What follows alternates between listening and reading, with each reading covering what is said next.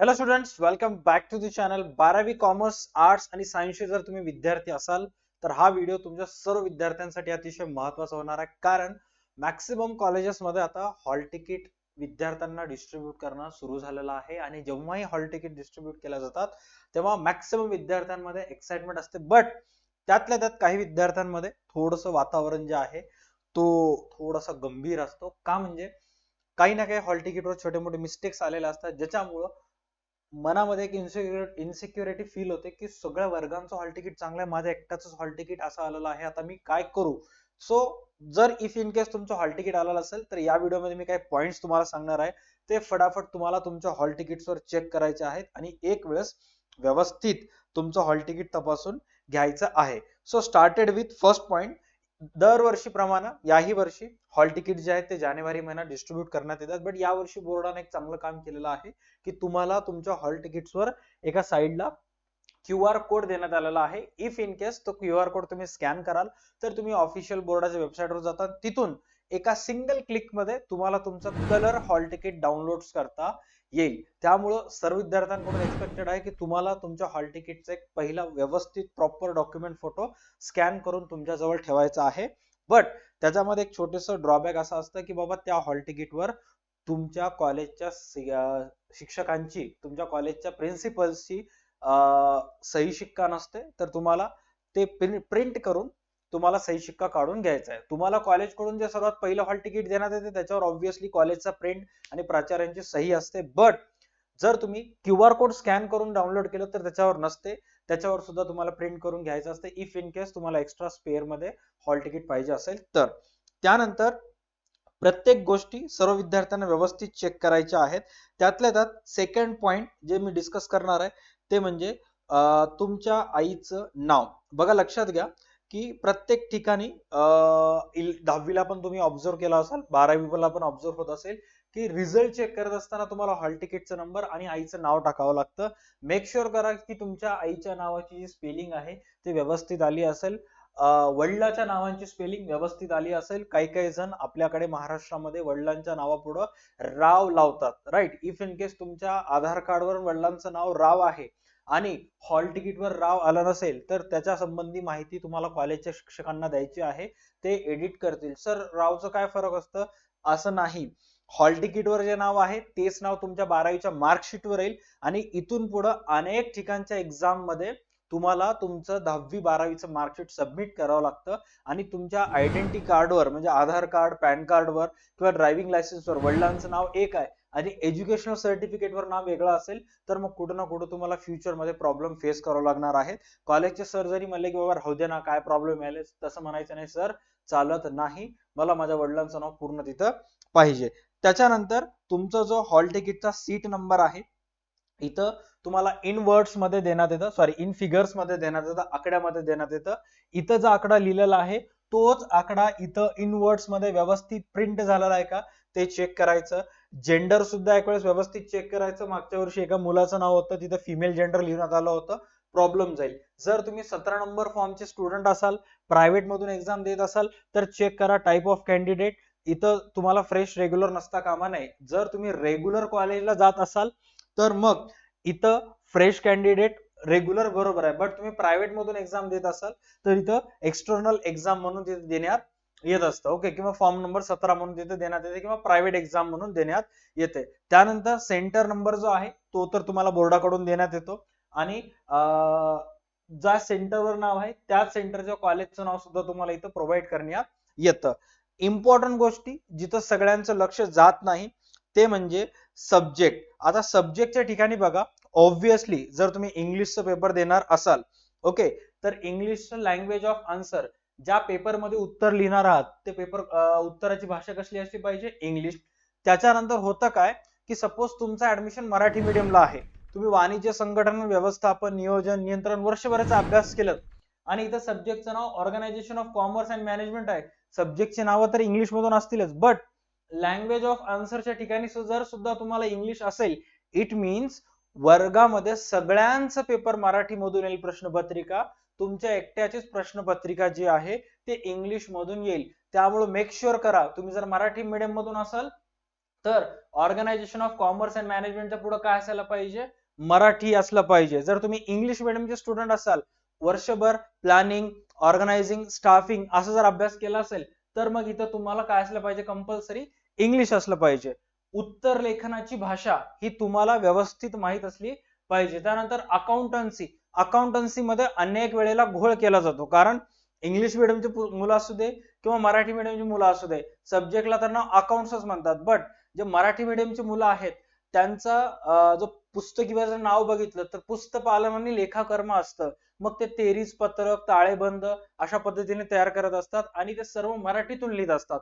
त्यामुळं जे मराठी मिडियमचे आहेत, ज्यांचं अकाउंट मराठीतून आहे, त्यांनी सुद्धा चेक करा, बुक किपिंग अँड अकाउंटन्सीच्या पुढं मराठी असलं पाहिजे. इफ इन केस तुम्ही वर्षभरात इंग्लिश अकाउंटचा सराव केलेला आहे, ledger account, trial balance, trading account, profit and loss account, balance sheet prepare करत वर्षभर, तर मग तुमच्यासाठी इंग्लिश हा इथं बरोबर आहे. सेम अबोव सब्जेक्ट सोबत. त्यानंतर environment education and water security, health and physical education, या दोन विषयाचं तुम्हाला ऑफलाईन पेपर द्यायची गरज नाहीये. या दोन विषयाचं ग्रेड्स मिळतात तुम्हाला, बरोबर आहे. आणि हे कॉलेजमध्येच, तुमच्या अनेक जणांच्या कॉलेजमध्ये पर्यावरणाची वही मागितली सुद्धा असेल, 30-35 रुपये घेतले असतील तुमच्याकडून, आणि ते तुम्ही भरून देऊन टाकलात तर त्याचे तुम्हाला ग्रेड्स मिळतात, मार्क्स मिळत नाहीत. त्यानंतर व्यवस्थित चेक करा एक्झामचा जो टाइम आहे, राईट. आता इथं काय सांगण्यात आलेलं आहे, इंग्लिशचा पेपर 11 फेब्रुवारीला आहे 2025 मध्ये. तर रिपोर्टिंग टाइम जे आहे ते 10:30, म्हणजे तुमच्याकडून एक्सपेक्टेड आहे की बाबा तुम्ही तिथे 10:30 पर्यंत उपस्थित असायला पाहिजे. बट 10:30 जरी तिथे तुम्ही गेलात, वर्गामध्ये तुम्हाला प्रवेश दिला, तरी तिथे तुम्हाला अर्धा घंटा बसावं लागतं. तुमच्या हातामध्ये प्रश्नपत्रिका जी आहे, राईट, मी काय म्हणालो, प्रश्नपत्रिका ती करेक्ट 11 वाजता देण्यात येते. ओके. आता मागच्या एक वर्षी त्यांनी रूल तयार केला होता की बाबा विद्यार्थ्यांना जी प्रश्नपत्रिका आहे ते अर्धा तास अगोदर द्या, किंवा एक वेळेस रूल केला होता की उत्तर पत्रिका जी आहे ती अर्धा तास अगोदर द्या, जेणेकरून शिक्षक जे वर्गावर येतात गार्डिंग करणारे, त्यांनी बारकोड वगैरे लावून घेतील, अशी छोटी मोठी कामे वगैरे करून घेतील. आणि लॉकडाऊन मध्ये विद्यार्थ्यांची लिहायची सवय मोडली होती, जेणेकरून त्यांना अर्धा घंटा एक्स्ट्रा देण्यात आला होता. बट या वर्षी तसं काही नाहीये. इफ इन केस की सर सपोज दुर्दैवानं असं झालं की 11चा पेपर आहे आणि मला जायला तिथं 11:15 वाजले, तर 11:15 पर्यंत एंट्री तुम्हाला देतात, त्याच्यानंतर तुम्हाला एंट्री देत नाहीत. आणि काही काही मोठ्या शहरामध्ये जिथे एकदम स्ट्रिक्ट असतं, करेक्ट 11 वाजता गेट लावून टाकतात आणि मग पेपर बंद, तुम्हाला देता येणार नाही, वर्ष तुमचा गेला. मग तुम्हाला जून जुलै मध्ये सप्लिमेंटरीची एक्झाम्स द्यावी लागते. त्यानंतर काही काही एक्झाम सेंटर मध्ये जेव्हा तुम्ही एक्झामला हॉल तिकीट घेऊन जाता, सपोज आता हॉल तिकीट आहे, माझ्या हातामध्ये हॉल तिकीट आहे, तर हॉल तिकीटच्या मागच्या साईडला टीचर्स काय करतात, जे जे वर्गावर आले टीचर्स आहेत, त्या दिवशीची तारीख लिहून त्याची सिग्नेचर टाकून टाकत असतात. बट काही काही अतिशहाणे हुशार मुलं काय करतात माहिती का, हॉल तिकीट आल्यामुळं जसं काही डिग्री सर्टिफिकेट मिळाल्यासारखं हॉल तिकीटला लॅमिनेशन करून टाकतात, प्लास्टिकचे लॅमिनेशन करून त्याला मशीन मध्ये टाकून टाकतात, एकदम आधार कार्ड सारखं सॉलिड करतात. अशी चूक करू नका. जर तुम्ही तुमच्या हॉल तिकीटला लॅमिनेशन केलं तर चान्सेस जास्त आहेत की तुम्हाला एक्झाम हॉल मध्ये बसू देणार नाही. त्यामुळे असं करायचं नाही. नॉर्मल तुमच्या हॉल तिकीटला जसं तुम्हाला बोर्डाकडून आलेलं आहे तसंच ठेवायचं. सेफ पर्पज साठी हॉल तिकीटवर एका साईडला वरच्या कोपऱ्यात बारकोड दिलेला आहे, तो स्कॅन करायचा. आणि तो बारकोड स्कॅन केल्यानंतर तुम्हाला काय करायचं आहे, बारकोड स्कॅन केल्यानंतर तो जो बारकोड आहे तो एक वेळेस प्रॉपर पद्धतीनं, इथं जो बारकोड दिसायला आहे, राईट, तस तर मी या बारकोडला जो आहे ते थोडंसं हे केलेलं आहे, ब्लर केलेलं आहे. बट तुम्हाला तुमच्या हॉल तिकीटवर कळून जाईल. ओके. हॉल तिकीटाचा हे काय प्रॉपर्टीचे पेपर नाहीत, काय नाहीत, बट जस्ट सांगायलो की हॉल तिकीटवर जो बारकोड आहे तो स्कॅन केला तर तुम्हाला कलर प्रिंट मिळते.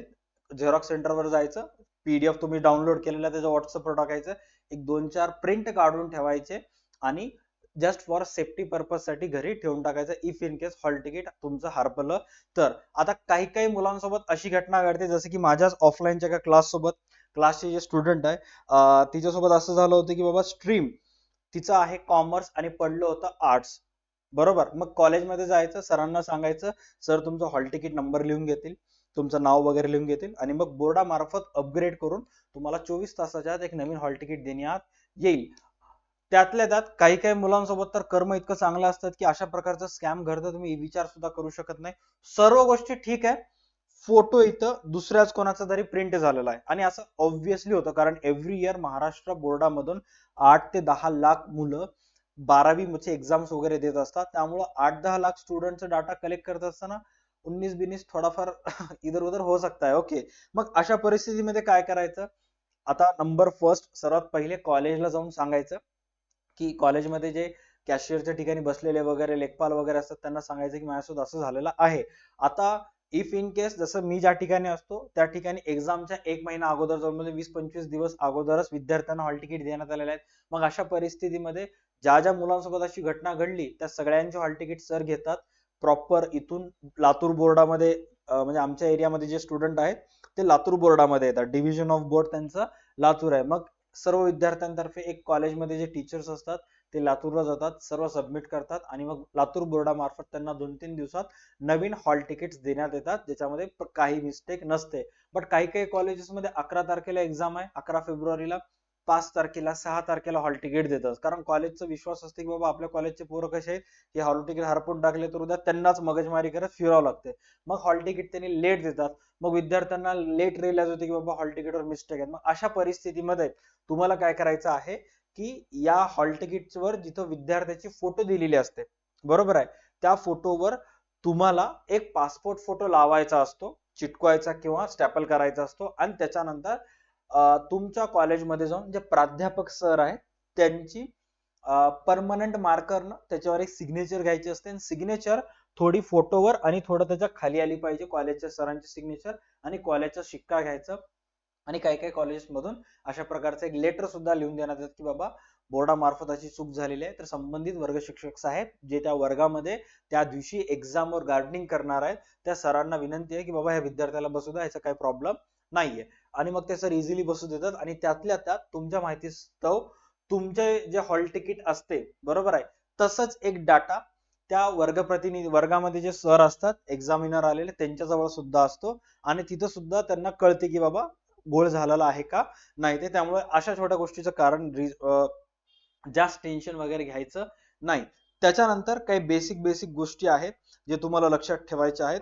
एव्हरी इयर महाराष्ट्रामध्ये जेव्हा एक्झाम्स होत असतात मिनिमम 5 ते 6 हजार मुलं जे आहेत ते WPC मध्ये जातात, वायडी पडते, रेस्टिगेट होतात. का रेस्टिगेट होतात? कारण विद्यार्थ्यांना एक गोष्ट चुकत असते की बाबा तुम्ही तुमच्या वर्गा शिक्षक जे आहेत त्यांना उलट बोलू शकता. ओके, कारण त्यांना सुद्धा माहिती आहे बाबा वाढतं वय आहे, जवानीचं जोश आहे पोरामध्ये, 4-5 वर्षानंतर त्यांना जेव्हा मोठा होईल त्यालाच रिअलाइज होईल की बाबा सर बरोबर होते, मी किती चुकीचा होतो. त्यामुळे त्याला नंतर कळेल म्हणून सर काय करतात, विद्यार्थ्यांच्या चुका पोटा घालून घेतात. आणि विद्यार्थ्यांना वाटतं की बाबा सर किती येडा आहे, सर किती सी आहे, मी किती हुशार आहे. अशा प्रकारचं काही काही ठिकाणी कॉलेजेसचे सर आणि विद्यार्थ्यांमध्ये वाद चालू असतो किंवा ट्युशनचे सर आणि ट्युशनच्या मुलांमध्येच अंतर्गत वाद वगैरे चालू असतो. आणि हेच त्या विद्यार्थ्यांच्या मनात कुठेतरी चुकीचं असतं की मी ह्या सरला उलट बोललो म्हणजे मी त्या सरला सुद्धा बोलू शकतो. आणि मग इफ इन केस अशी एखादी घटना घडली, काही काही स्टुडंट एकदम रफ बोलणारे असतात, समोरच्या शिक्षकांचा विचार करत नाहीत, आणि मग एक्झाम हॉलमध्ये जर तुम्ही असं एका टीचरला उलट वगैरे बोललात, उद्धट बोललात, तर तिथं बाकीचे मुलं जे असतात ते त्यांचे एक्झाम देत असतात. तुमच्या सपोर्टला कोणी नसते, तुम्ही एकटेच तिथं पडून जाता. आणि मग ते टीचर्स तुमच्यावर दबाव टाकतात आणि मुद्दामून तुम्हाला गैरवर्तन केल्या प्रकरणी 30 मिनिट तुमचा पेपर आणि उत्तरपत्रिका काढून घेतात. आता काही काही पोरं जे आहेत त्यांना काहीच परवानगी नसते, एकदम अॅनिमलचं ते रणबीर कपूर असल्यासारखं गेल तर गेलं शिक्षण वगैरे असं असतात. मग अशी जी मुलं आहेत ते सोडून टाकून निघून जातात. बट काही काही स्टुडंट जे आहेत ते थोडंसं टेन्स मध्ये येतात, सर बोलताना बोलून गेलो पण आता मला कळालं की माझी चुकी आहे. मग अशामुळं 30-35 मिनिट तुमचा पेपर काढून गेल्यामुळं तुमचे इझिली 20 ते 25 मार्क जातात. त्यामुळं गैरव्यवहार टाळा. त्यातल्या त्यात सर मी जर नकला घेऊन गेलो वर्गामध्ये आणि इफ इन केस मी सापडून पडलो, तर जर समजा वर्ग शिक्षकांना सापडलात जे तुमच्या वर्गावर तिथं आहे, गार्डिंग करणारा सर आहे, तो एक वेळेस वॉर्निंग देऊन तुम्हाला सोडतो. इफ इन केस स्क्वॉड वगैरे आलं तर सापडलात तर मग तुमचा पेपर 1.5 तासासाठी काढून घेण्यात येतो. किंवा ज्या सिच्युएशनला तुमचं पेपर सापडलं त्या सिच्युएशनला जप्त करून तुम्हाला एक्झाम हॉलमधून बाहेर काढण्यात येतात. आणि मग जर तुम्ही त्यांनी बाहेर काढण्याच्या अगोदर जर 20-25 मार्काचं लिहिलं तर प्रॅक्टिकलचे 20 मार्क तुम्ही पास. जर तुम्ही लिहिलं नाही तर मग समजून घ्यायचं की बाबा आपला त्या विषय बॅक राहिला, पुन्हा जून-जुलैमध्ये एक्झाम द्यायला चालू करायचं. आता काही काही मुलं जे आहेत ते एक्झाम हॉलमध्ये डिजिटल वॉच वगैरे घेऊन जाण्याचा प्रयत्न करतात, कारण आजकालच्या डिजिटल वॉच मध्ये तुम्ही इझिली इमेजेस वगैरे स्कॅन करू शकता, कॉल उचलू शकता, सर्व गोष्टी दिसतात. आणि मग विद्यार्थ्यांना वाटते बाबा कोण कोणाला ओळखू येऊ लागले, टाइम बघायसाठी आणलो मी. तुमचा पर्पज जरी टाइम बघायसाठी असेल, पण त्यांच्या दृष्टिकोनातून त्यांनी अगोदरच तुम्हाला हॉल तिकीटवर वॉर्निंग दिलेली आहे की बाबा पुस्तक, वही, कच्चे काम, वर्किंग नोटचे जे कागद बिगद असेल ज्याच्यावर तुम्ही पॉइंट वगैरे लिहिलेला असाल, किंवा मी आता आपल्या क्लासेस मार्फत अनेक कॉपी पेस्टचे आन्सर द्यायला मी तुम्हाला, जसं की नॉवेलचे आहेत, कंपल्सरी कोणतेही प्रश्न येऊ दे ते उत्तर तुम्ही तिथे लिहिणारच आहात, बरोबर. अशा प्रकारची जर तुम्ही कॉपी करून तिथे जर घेऊन गेलात आणि सापडून पडलात, तर मग तुम्हाला 20-25 मिनिट पेपर तुमच्या हातातून काढून घेण्यात येईल, किंवा मग जप्त करण्यात येईल, आणि मग मे बी तुमचे नापास व्हायचे चान्सेस असू शकतात. त्यामुळं एक वेळेस व्यवस्थित थोडस टाइम काढून हे जे सूचना दिलेल्या आहेत ते नक्की वाचा. उद्धट वगैरे तिथल्या सरांना वगैरे बोलायचं नाही. नॉर्मली इज्जतीत शिस्त, एका चांगल्या विद्यार्थ्यासारखं तिथे जायचं, पेपर द्यायचं आणि घरी यायचं. ओके, बाकी जे तुमचे वैयक्तिक वाद वगैरे विवाद वगैरे आहेत ते एक्झाम झाल्यानंतर सुद्धा तुम्ही बघू शकता. Okay sir, if in case याच्या व्यतिरिक्त काही तुमचे डाऊट्स असतील, राईट, हॉल तिकीटशी रिलेटेड, तर तुम्ही या व्हिडिओच्या कमेंट सेक्शन मध्ये कमेंट करू शकता. आपण त्याच्यावर नक्की तुमच्या शंकेचं समाधान करूयात. ओके, चला भेटूयात पुढच्या सेशन मध्ये. पाहत राहा तुमचं आवडतं युट्यूब चॅनल DHU अकॅडमी. चला bye, take care and stay connected.